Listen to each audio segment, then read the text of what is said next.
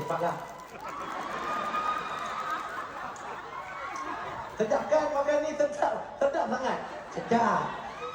Nak sikit. Kenapa pakai banyak sangat tu? Betul. Betul ke nak?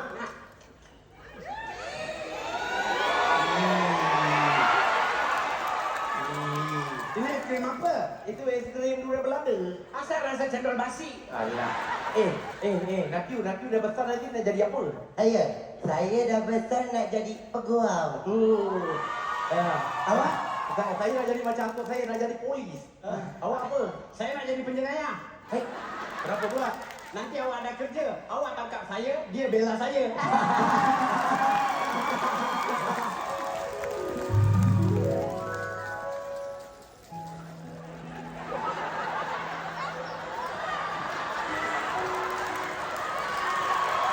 Kan?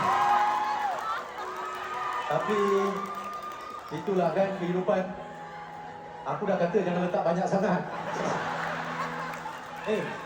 Tapi kan aku nak tanya korang. Korang dah kahwin belum?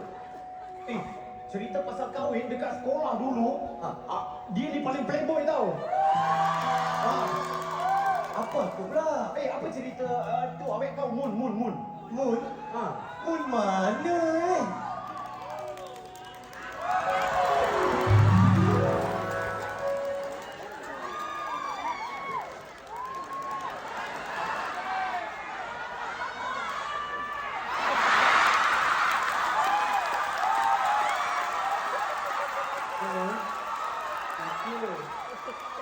Bunyi comel lah.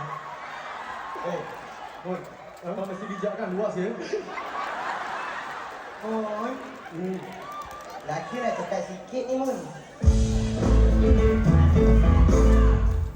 Adik Maimun dia nak tanya apa? Kenapa Maimun? Kenapa saya? Muka macam timun itu nama saya. Kenapa lah pula? Aku dah loyal. Nantinya dia jangan berkata ya.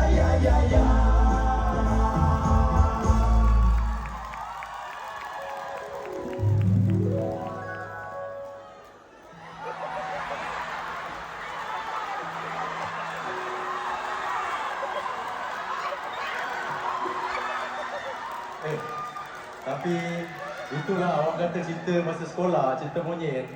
Struggle kan dekat final ni? Tapi itulah, aku nak tanya. Lepas kau bercinta tu okey ke? Kau dengan Mun?